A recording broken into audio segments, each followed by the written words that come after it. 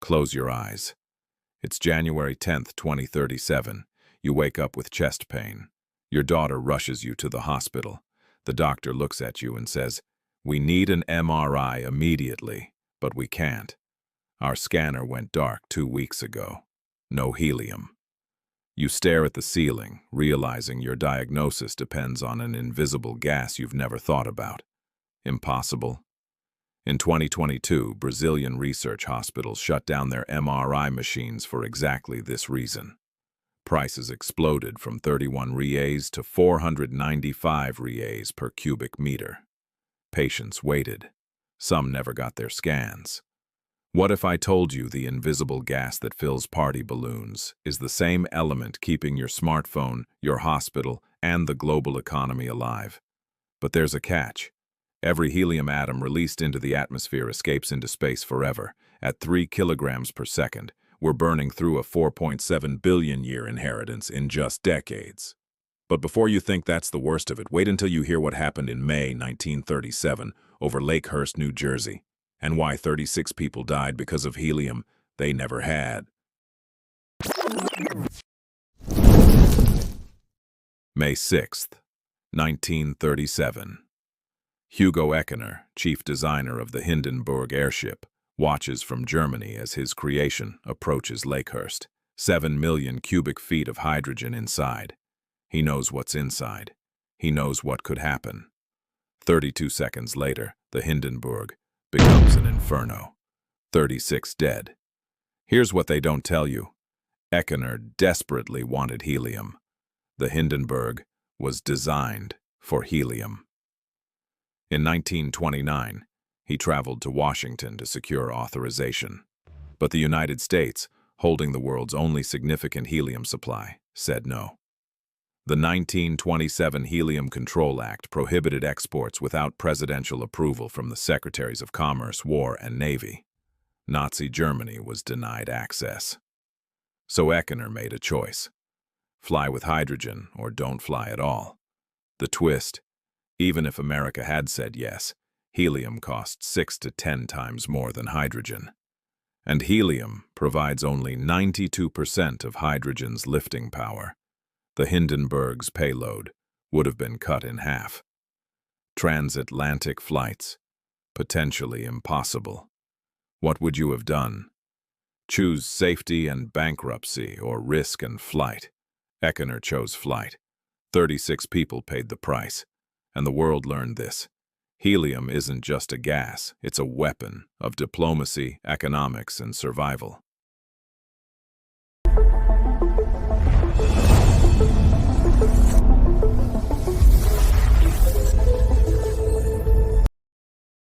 Fast forward to today, the official numbers show global helium production at 185 million cubic meters annually. The United States produces 48%. Qatar produces 35%. Together, they control 83% of the world's supply. But what they don't tell you is that in June 2024, the United States sold its federal helium reserve to a private company called Messer. The strategic stockpile that once held 1 billion cubic meters. For a century, the U.S. government controlled prices, stabilized markets, and ensured supply for researchers and hospitals. Now, it's pure market capitalism, and the market is ruthless. Here's the fascinating part. Helium is the second most abundant element in the universe, 24% of all matter. Yet on Earth, it's rarer than gold in the atmosphere. Why? Earth's gravity can't hold it. Helium's atomic mass is so low that it escapes into space at 3 kilograms per second. Every balloon you release at a birthday party, that helium is gone from Earth forever. Unlike oil or metals that stay on the planet in some form, helium vanishes into the cosmic void. And here's the kicker. Every smartphone, every MRI scanner, every advanced computer chip you've ever used required helium during manufacturing. Semiconductor fabrication needs helium to cool silicon wafers at temperatures exceeding 1,000 degrees Celsius. Without helium's thermal conductivity, 6 times greater than air, chips warp. Production stops. In 2024, Samsung's Vietnam fabrication plant experienced a 72-hour helium disruption. The damage? $300 million. 72 hours. How much of your life depends on semiconductors right now? Your phone, your car, your medical devices, your bank, your food supply chain, all require chips made with helium. And that leads us to the real mystery no one sees. The invisible cascade that starts with one closed valve in Qatar and ends with your grandmother waiting 6 months for a cancer diagnosis.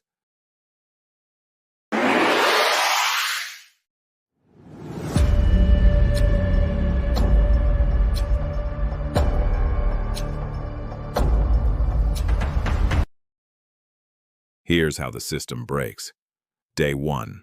A single liquefied natural gas facility in Qatar schedules routine maintenance. Ras Laffan Industrial City. Helium extraction stops. Qatar produces 64 million cubic meters annually, 35% of global supply. But here's the thing. Helium is a byproduct of natural gas liquefaction. When LNG production stops, so does helium. No exceptions. Week 2. Linde plc, the world's largest industrial gas company, notifies semiconductor fabrication plants across Asia. Helium allocations reduced by 15%. Taiwan Semiconductor Manufacturing Company, producing 90% of the world's advanced chips, faces a choice. Cut production at Arizona fabs or Taiwan facilities. Either way, chip output drops. Month 3. Apple, Samsung, and Intel receive notifications. Chip deliveries delayed 4 to 6 months. New iPhone launch? Postponed. Electric vehicle production requiring 3,000 chips per car? Slowed. Automotive manufacturers from Detroit to Stuttgart implement hiring freezes. 50,000 workers furloughed. Month 6. Hospitals across Europe and Brazil face helium shortages. MRI scanners require 1,700 liters annually. Philips and GE offer zero boil-off systems using 92% less helium. But they cost $100,000 to $500,000 to retrofit. Hospital budgets can't absorb it. Diagnostic imaging appointments extend from 2 weeks to 6 months. Early cancer detection rates decline. Mortality increases. Month 9. The price cascade completes. Helium prices $7.57 per cubic meter in 2020, hit $14 by 2023. Then $97,200 per metric ton by 2025. A 400% increase in 5 years. And it all started with one valve, one facility, one decision that seemed routine. This isn't fiction. This exact cascade happened between 2022 and 2024. When the U.S. Federal Reserve facility leaked. Russia's Amur plant caught fire twice. Algeria diverted natural gas from LNG to pipelines for Europe. The helium shortage 4.0. The consequences? $300 million lost in 72 hours at one Samsung plant. Hospitals shutting scanners, research labs closing quantum computing experiments. The butterfly flaps its wings in Qatar. The hurricane hits your hospital 6 months later. So who wins, who loses, and who's gambling everything in this helium crisis? Let's meet 3 players whose fates tell the whole story. The unexpected. Loser. The European Union. Everyone thought Europe was safe. Advanced economies, strong supply chains, diversified energy sources. Wrong. Europe produces zero helium domestically. In September 2024, the EU banned Russian helium imports following Ukraine sanctions. That cut a major supply source overnight.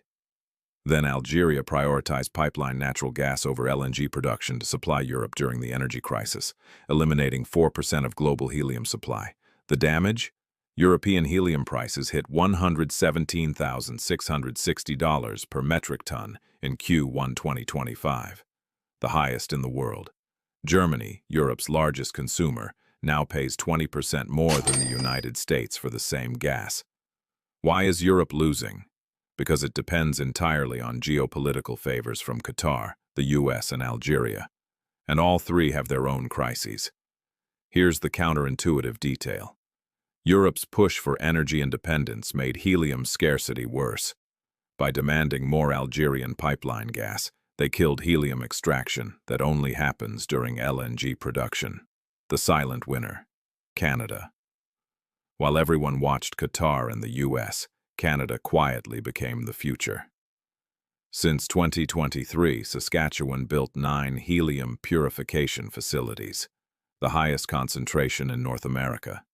Canada now produces 6 million cubic meters annually, 3% of global supply. But here's the genius move.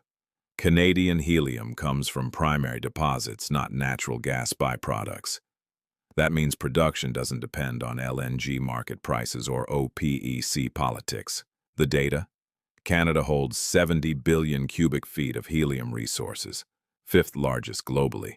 Companies like Pulsar Helium and Royal Helium raised tens of millions in 2024 and 2025, targeting 10% of global supply by 2030. Why is Canada winning? Political stability, independent geology, and the US-China tech war makes Western-friendly helium a premium commodity. Since 2024, ENEOS Group, Japan's energy giant, acquired a 28% stake in Helium Evolution, securing Asian access through Canadian supply. The double-or-nothing player, China. China consumes 24% of global helium, but produces only 2% domestically. That's a 95% import dependency, almost entirely from the US and Qatar. In 2025, the United States designated helium a strategic material, enabling export controls under the Defense Production Act. Translation: America can cut off China's helium supply overnight if tech tensions escalate. Here's the gamble. China is racing to build domestic helium extraction from its 1.1 billion cubic meter reserves. If successful by 2030, they achieve independence. If they fail, every semiconductor fab, every MRI scanner, every quantum computer in China goes dark. The critical variable: whether China can scale extraction technology fast enough before US export restrictions tighten. Would you bet on them? They have the reserves, the money, and the motivation. But they're a decade behind on refining technology, and time is running out. The uncomfortable question is, which of these 3 groups are you in without realizing it? If you live in Europe, your healthcare depends on Qatari goodwill. If you work in tech, your job depends on Canadian geology. If you own Chinese stocks, your portfolio depends on a helium race against the clock. But there's a 4th kind of player no one's talking about. The researchers, the hospitals, the universities operating on fixed budgets who can't pass costs downstream. They don't appear in market reports. They just quietly shut down equipment, cancel experiments, and delay diagnoses. And statistically, you're probably closer to them than to Qatar. Here's the secret that connects it all. Helium is the only resource that leaves Earth forever. Burn oil. It becomes carbon dioxide, stays in the atmosphere. Mine gold. It's in jewelry, electronics, vaults. But release helium. It hits escape velocity and vanishes into space at 3 kilograms per second. That's 260 tons per day, 7.8 million tons per year. We're not running out of helium because we're using it. We're running out because we're losing it. Into birthday balloons, into leaky MRI machines, into semiconductor fabs without recycling systems. And here's the existential question. Do you wait for the wave or learn to surf it? If you're an investor, helium exploration companies like Pulsar Helium and Desert Mountain Energy surged in 2025 as prices hit record highs. High risk, high reward. If you're in healthcare, retrofit your MRI to zero boil-off technology. It costs up front but saves millions long term. If you're in tech, demand your suppliers implement helium recycling. TSMC and Intel now recover 80 to 90% of helium at new fabs. It's not optional anymore. It's survival. And if you're just trying to live your life, tonight, ask yourself, how many invisible systems am I trusting that depend on a gas escaping into space right now? Because when those systems fail, when the MRI goes dark, when the chip shortage hits, when the quantum computer shuts down, The people who understood helium's scarcity will be the ones who prepared. The era of cheap helium is over. The era of scarcity has begun. And unlike oil or rare earths, there's no substitute, no recycling miracle that brings it back from space. What we lose is lost forever. If this shook you, wait until you see the next video. When phosphorus runs dry, the forgotten element that will decide who eats in 2050. Because helium keeps your technology running. But phosphorus keeps you alive. And we're running out faster than anyone admits.